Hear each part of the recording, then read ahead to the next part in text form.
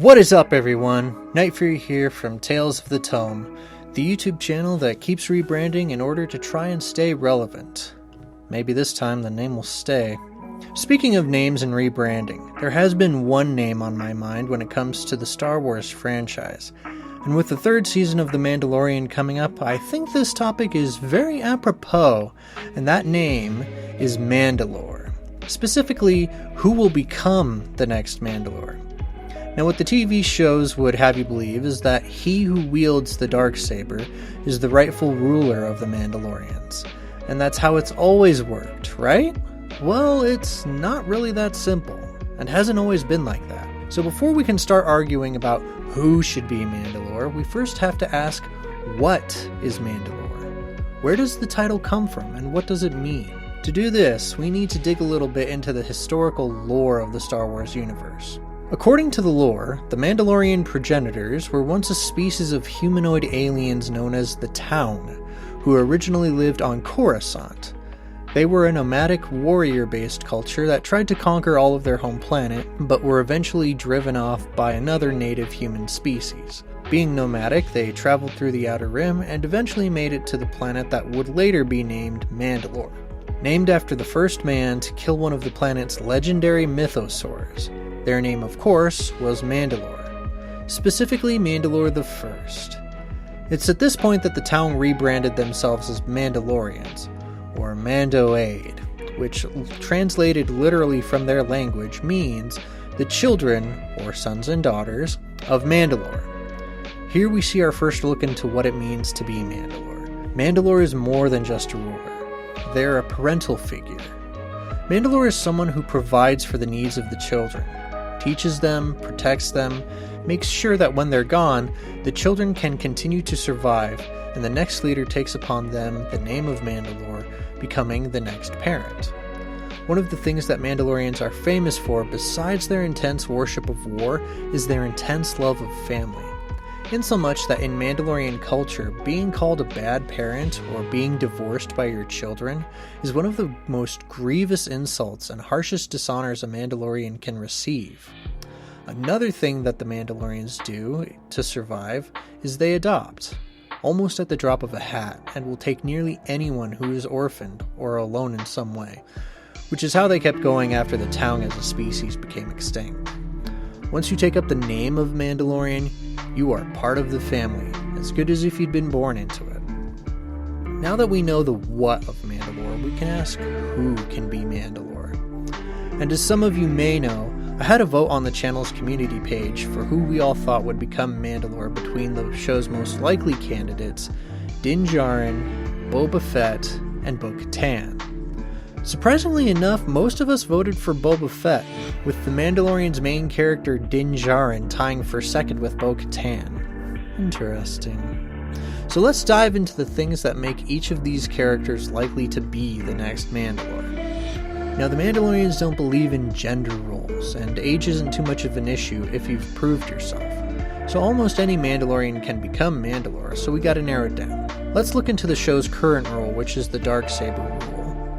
I'm putting this into what I call the relic category. In this category, the ruler is determined by having a relic, weapon, or artifact that once belonged to a previous Mandalore, which in this case is the Darksaber. However, back during the Mandalorian Wars 4,000 years before the movies, the relic of the time was Mandalor's mask, which was in the possession of Mandalor the Ultimate. During this war, a Jedi Knight by the name of Revan fought and defeated Mandalor the Ultimate, and took his mask and hid it on a remote planet so that the Mandalorians would be leaderless and couldn't regroup to attack the Republic again. Meaning, the Relic Rule has applied before, but with other objects. So for the Darksaber, we have to give a point to Din Djarin. This is why Bo-Katan is less likely to become Mandalore again. She is desperate to get the Darksaber back after having lost it to Moff Gideon and losing the title of Mandalore. But, according to the lore, it must be won in combat, which she didn't do. Din defeated Moff Gideon. Din won the Darksaber, something she had been trying to do for years and failed at several times. Now she would have to defeat the man who beat her. not looking so great for her chances. Next we have what I call the Bloodline category. Now for the most part, Mandalorians don't really care who you're related to as long as you've taken up their cause and their culture. But with the Mandalore, family history carries a little more weight. For example, Boba Fett's father, Jango Fett, was once Mandalore, after his adoptive father, Jaster Morrell, who was also Mandalore. In the Battle of Cortus 6, Jaster was killed by the leader of Death Watch, Tor Vizsla, after Jaster was betrayed by his second-in-command, Montross. In the ensuing confusion, Montross tried to take control as leader, but Jango exposed him as a traitor and took command to lead the other Mandalorians to defeat the Death Watch. Here we see not only how Jango's bloodline was taken into account, but also how when multiple people vie for the role of Mandalore, ultimately it's the Mandalorian people who are the ones to decide who they'll follow. So for Boba Fett to continue what would be known as the Fett dynasty, it isn't out of the realm of possibility. This is probably why Bo-Katan absolutely hates Boba Fett. She knows his claim to the throne of Mandalore is more legitimate than hers, and that at any moment he could proclaim himself the new Mandalore and she wouldn't be able to do anything about it. While it's true that Bo-Katan is the sister of the late Duchess Satine, however, was never Mandalore, and probably would have rejected the title had she been asked. Meaning, the point of Bloodline goes to Boba Fett. Next we have the Feats category. This means incredible victories or things the person has done or owns. Starting with Boba Fett, who has done some majorly impressive things. Apart from Luke and friends, he's the sole survivor of Jabba's sand barge. He's also the only person to have ever escaped the Sarlacc pit and lived. He's one of the very few people to be accepted by and become a member of a Tusken Raider tribe. He's taken on and defeated the Pike Syndicate on multiple occasions. He's currently the Daimyo of Mos Espa and protected his territory from the Pike Syndicate, while also effectively ending the spice trade in the Tatooine sector.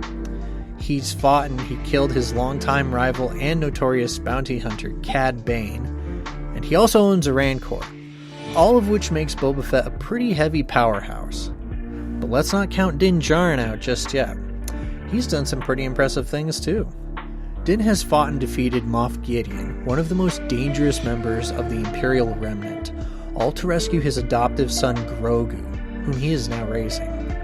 He's the current wielder of the Darksaber, he rode a Rancor, he owns what might be the last Naboo starfighter in the galaxy, but overall, Din Djarin is an incredible father figure, on top of being an amazing warrior. In all honesty, Din can be considered the embodiment of what it means to be a Mandalorian.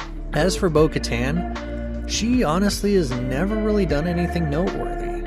Sure, she's fought in many battles, but she's never been the one to win them. She's never been the one to defeat a powerful enemy. Ultimately, she's always been the supporting character to one of the other main character's great victories. She has been Mandalore twice already, and has very soon after lost the title each time, and she's had so many great failings that I'd honestly be extremely surprised if anyone chose to follow her after that unglamorous resume. She's really only a candidate for Mandalore because she wants to be, not because she's qualified for the role. The next category we're going to discuss is called the Support category. This will include allies and which Mandalorians would support which candidate. But first, we need to briefly discuss the different Mandalorian factions, which include the Death Watch, the True Mandalorians, and the Pacifist faction known as the New Mandalorians. Starting with the True Mandalorians, this group was founded by Jaster Morrell, who modernized the ancient canons of honor into the Codex of Super Commandos. This code of ethics called for less savagery and brutality, and that the Mandalorians were to conduct themselves as highly skilled and highly paid mercenaries and soldiers. Beyond that, people could really do as they pleased as long as it didn't interfere with or oppose the interests of Mandalore as a whole. This ideology, in the end, would be the way, as the others would eventually die off. But of course, not everyone agreed with this way of thinking. Death Watch, which was founded by Tor Vizsla, was directly opposed to Jaster's faction. Tor called for the ancient roots of galactic conquest and the savage raider mentality of the Neo-Crusaders era. He fought Jester's group several times until the last surviving member of the Super Commandos was Jango Fett, who hunted down and killed Tor Vizsla. Now, the faction has continued to live on in hiding, and later under a different name and separately from other Mandalorians, distinguishing themselves with a set of rules that Din Djarin has lived by for his whole life, including the rule to never remove one's helmet. Then we have the Pacifist faction, which was ruled by Duchess Satine as the new Mandalorian way during the time of the Clone Wars.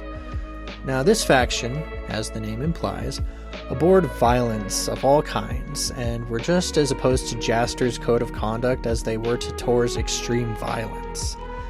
In the end, though, this would prove to be their downfall due to the Vizsla family's savagery. Currently, this faction is no more and would likely not support any of our candidates for Mandalore.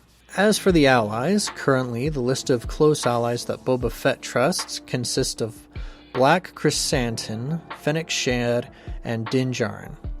It's likely that given his family history and the way he conducts himself, Boba would be supported by the true Mandalorians, and that he would oppose the views of Death Watch. The list of allies that Din Djarin relies on are Luke Skywalker, Ahsoka Tano, and Boba Fett. Given his time with the remnants of Death Watch, you would think that they would support him, but since he has allowed people to see him without his helmet, he's currently in exile seeking atonement. It is possible, however, that the true Mandalorians would support him if he turned away from the Death Watch ways. As for Bo-Katan, her list of current allies isn't many, and doesn't seem to be anyone of great import.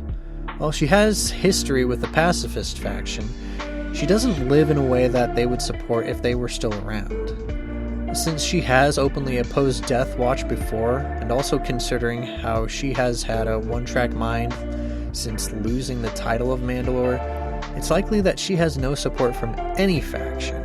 In the end, I believe the most likely people to become the next Mandalore are Din Djarin and Boba Fett. Both Din Djarin and Boba Fett have proven themselves as leaders, have an incredible sense of duty to their people, and a loyalty to family. They've defeated powerful enemies and have current ties to important people. And if either one of these men became Mandalore, there is no doubt in my mind that the other would answer the Mandalore's call. They're Mando bros. They've fought as brothers in arms and have been willing to die next to each other. I suppose you'll be heading out. I'm not. You should. It's against the creed. I gave you my word. I'm with you until we both fall. You really buy into that bantha fodder? I do. Good. The way I see it, we have two choices. We wait until they get into position and launch a siege on their terms. Or we rush out there, catch them unaware, then we can escape to your ship at the palace. I can't abandon Mos Espa. These people are counting on me. Okay then. We'll both die in the name of honor. You sure you want to stay? This is the way. Something that I don't believe Bo-Katan would do for either of them. I'd like for Boba Fett to become Mandalore, since in the Legends novels he is Mandalore, but I'd be fine with Din Djarin as Mandalore as well. Either way, we may find out who becomes Mandalore in the coming third season of The Mandalorian. Leave a comment if you agree with my assessment, or who you think should be Mandalore and why. We'll talk with you later in coming videos, and that, as they say, is that.